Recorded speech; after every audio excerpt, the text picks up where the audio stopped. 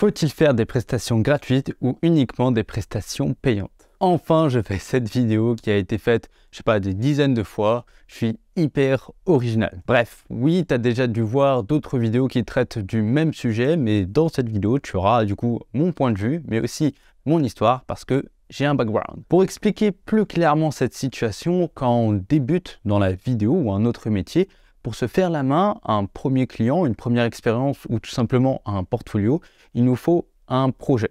Et on ne peut pas faire payer une presta qu'on ne sait pas faire. C'est très rare qu'on nous fasse confiance directement. Il existe donc une solution, bosser gratuitement, comme un échange gagnant-gagnant. Et ça, c'est un sujet quasiment aussi violent que la team Android contre la team iOS. Il y a des vidéastes qui sont complètement contre et d'autres qui sont à fond là-dedans, et il y en a quand même d'autres qui sont mitigés. Mais qu'est-ce que j'en pense et qu'est-ce que je peux te conseiller suivant mon histoire et mon ressenti? Évidemment, mes conseils ne sont pas des conseils à suivre à la lettre. Je te donne mon avis après avoir vécu l'expérience.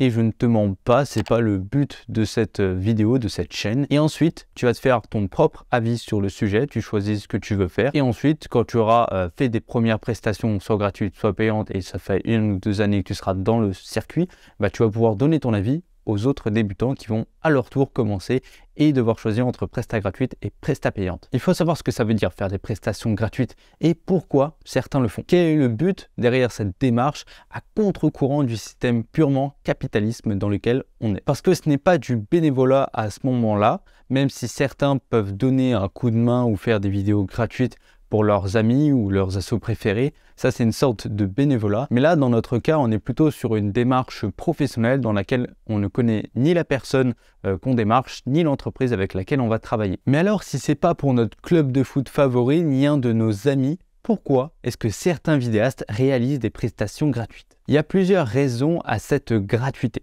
Certes, le vidéaste, il n'est pas rémunéré, mais il obtient tout de même quelque chose d'important qui, pour lui, est au-dessus d'une certaine rémunération au début. Je dis bien au début. Ce qu'il obtient, c'est de l'expérience. En faisant quelque chose, il apprend à faire. Il va donc développer ses compétences rapidement et directement sur le terrain sans attendre qu'une entreprise veuille bien lui faire confiance pour réaliser une vidéo alors qu'il n'a jamais réalisé de vidéo. En faisant tout ça, le vidéaste, il va obtenir bien évidemment autre chose, un premier pas dans le monde du business par les objectifs, deadline, projets avec des entreprises, même si ça fait bizarre un peu au début, il va pouvoir commencer à rentrer dans ce monde petit à petit, mettre un premier pas, puis marcher, puis voilà, il va être à fond là-dedans au bout de quelques prestations. En plus de l'expérience et du premier pas, on peut aussi développer notre réseau. Un client satisfait, ça peut carrément se transformer en client payant à l'avenir, ou même en témoignage client. Faire une prestation gratuite en échange d'un témoignage vidéo, ça peut vraiment être parfait pour la suite de ton aventure et tout ce qui est social proof, comment ça se dit en anglais? La preuve sociale.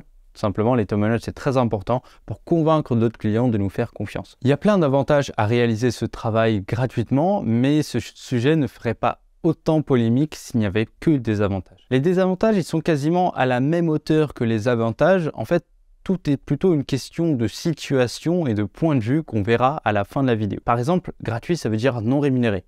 Merci Einstein. Donc tu dois avoir du matos, l'acheter avant de faire la prestation, travailler, passer du temps sur la vidéo et tu ne peux même pas tout payer, te payer à manger, sauf si ton client, bon, il est quand même sympa, ou rembourser tout simplement ton matériel. Ça s'avère aussi compliqué lorsque tu commences à avoir des factures qui arrivent ou même des dettes, je sais pas, tu dois rembourser ta maison, ta voiture, tu as des enfants à charge. C'est compliqué de se dire que tu vas travailler gratuitement. Un autre désavantage, et ça c'est complètement humain, lorsque tu arrives devant une entreprise et tu lui dis, bah écoute, je te fais gratuitement, elles vont se méfier. Elles vont se méfier parce que c'est rare d'avoir quelque chose de gratuit. Il y a toujours une contrepartie, il y a toujours anguille sous roche, comme ils disent. Mais là, dans ce cas, il va falloir que tu expliques bien toute la démarche, pourquoi tu le fais gratuitement, est-ce que tu attends en retour et pourquoi, qu'est-ce que ça va t'apporter en retour. Après, seulement l'entreprise va pouvoir te faire confiance et se dire c'est gratuit pour nous, on n'a rien à payer, mais on lui apporte ça en échange d'une vidéo. Et un dernier désavantage, c'est l'exploitation. Il faut vraiment faire gaffe sur qui on tombe et ne pas pousser le travail trop loin. Si c'est une prestation gratuite, fais une vidéo et ne fais pas les 45 000 modifications que ton client va te demander tous les jours. Ça, c'est hors de question. Tu fais une vidéo, tu passes peut-être 2 jours dessus, ça sert à rien de faire des modifications pour ton client alors que tu n'es même pas payé. Enfin, c'est pas intéressant tout simplement. S'il profite de toi, ça dégage. Tous ces désavantages, ils font en sorte que certains vidéastes soient complètement contre cette idée de faire des prestations gratuites. Pour eux, le travail gratuit ne doit pas exister. Oui, il y a l'investissement initial dans le matériel qui peut coûter certes plusieurs milliers d'euros. Il y a aussi le temps de travail qui n'est pas rémunéré. Et aussi pour certains, le talent, la patte de l'artiste qui ne peut pas être payé si peu ou pas payé du tout. Ce choc des idées, il est présent surtout chez les vidéastes qui sont déjà plus loin que ce niveau-là et qui facturent normalement, qui vivent de leur activité. Et ces divergences d'idées, elles existent suivant en fait comment chacun a réussi à s'en sortir au début et également grâce aux valeurs de tout à chacun. L'ego par exemple, ça rentre également dans la partie. On ne veut pas travailler gratuitement, on vaut quand même quelque chose nous en tant que vidéaste. C'est pour ça qu'il te conseille de commencer directement à facturer des prestations même si c'est ta première. Si tu commences directement par facturer, on va directement te prendre pour un vrai vidéaste, un vrai freelance, un auto-entrepreneur qui facture son travail. Tu vas être payé et récompensé d'avoir appris ses compétences et le client sera également plus sérieux et engagé dans la prestation. Quand on te donne un truc gratuit, t'as pas la motivation, t'as pas trop envie de le faire. Moi je me souviens avoir travaillé avec un rappeur un jour, je faisais un travail gratuit, je t'expliquerai après. Mais du coup ce rappeur il devait venir discuter avec nous faire un texte, etc. Déjà il n'avait préparé aucune discussion, aucune photo, on lui avait demandé plein de choses comme ça. Et il s'est même pointé, il était complètement arraché, il était complètement défoncé. Et lui ça le faisait rire avec ses potes.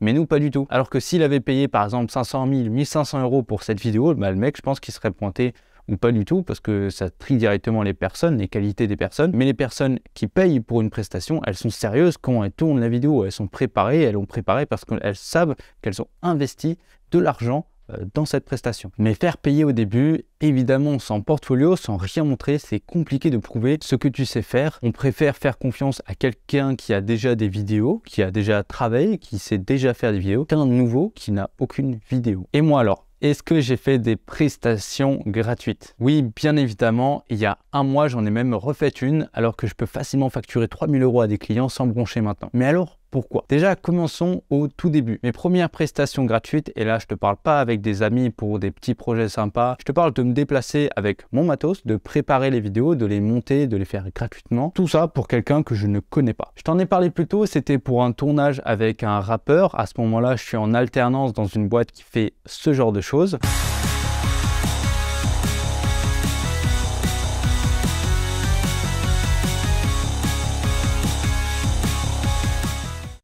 Donc là, j'étais payé pour faire ces vidéos et c'était pour moi le début du travail de vidéaste. Je faisais des vidéos, je faisais un travail qui me plaisait. Et là, on me propose de participer à un tournage d'une sorte d'agence de production dans le milieu du rap. Et moi, je me dis oui, parce que ça a l'air d'un projet sympa. Je fais un premier rendez-vous en physique à la Défense, à Paris, pour parler du projet. Un second sur Zoom, avant la prestation, avant le tournage, pour planifier comment ça va se passer.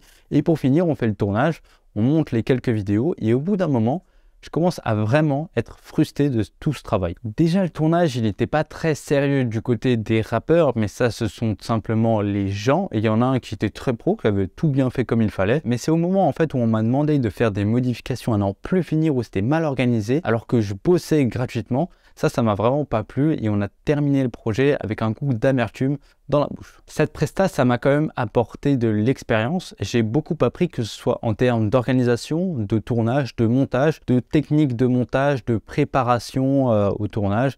Ça a été un bond en avant pour moi, même si je n'ai pas gagné de l'argent, des pépettes, ça m'a apporté quelque chose pour mon travail de vidéaste dans le futur. C'était au tout début ça, donc ça va, j'ai appris.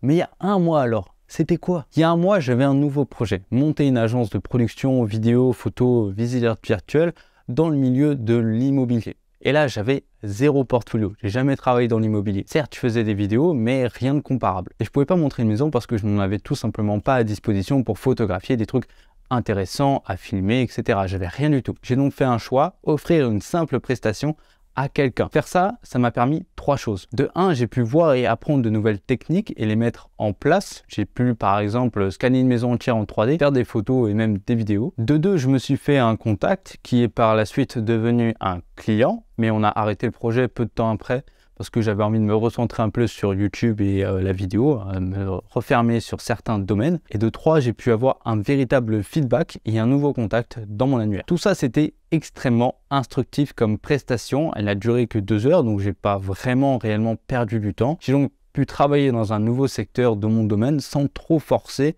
avec de véritables professionnels du métier. Alors toi, en écoutant tout ça, tu dois être complètement paumé et divisé. Je vais donc te résumer toute la vidéo. Faire une presta gratuite, c'est bien pour obtenir des contacts, te faire la main, gagner en expérience, obtenir peut-être un vrai client derrière car il a déjà travaillé avec toi et satisfait du résultat et a confiance en toi car vous avez déjà travaillé ensemble. Tu peux obtenir un témoignage, un feedback pour les utiliser pendant tes prochaines prospections. Donc tu peux commencer par ça et te faire au final de l'argent, c'est complètement possible. Mais il faut faire très attention, par exemple, ne te laisse pas exploiter par le client, ne passe pas trop de temps sur le projet. En plus, si tu as des factures à payer, fais plutôt ça sur ton temps libre et ne prends pas trop de temps pour les prestations gratuites. Mon conseil serait de faire du gratuit, mais de très vite passer sur du payant derrière, ou par exemple de faire du gratuit au début pour chaque client, une petite vidéo très simple à réaliser, et ensuite passer sur du payant avec ces mêmes clients. Comme ça, ils sont satisfaits de toi, ils vont retravailler avec toi. C'est une manière intéressante pour obtenir de nouveaux clients, par exemple. Tout va dépendre de tes besoins. Si tu veux développer tes compétences ou vivre de ta passion, tu vas agir différemment. Et toi alors, quelle est ton histoire? Est-ce que tu fais des prestations gratuites? Est-ce que tu as directement fait du payant? Dis-moi tout en commentaire, ça pourrait même aider quelques débutants. Avant de terminer, si tu veux en apprendre plus sur la vidéo, tu peux soit rejoindre ma newsletter hebdomadaire, c'est complètement gratuit et rempli de bons conseils, ou tu peux aller voir toutes mes formations qui là sont spécialisées dans chaque domaine précis de la vidéo. Je te mets les liens dans la description si tu as envie d'aller voir. Et si cette vidéo t'a plu, je te conseille de regarder cette playlist sur tout le côté business du métier. On se retrouve tout de suite de l'autre côté. Ciao!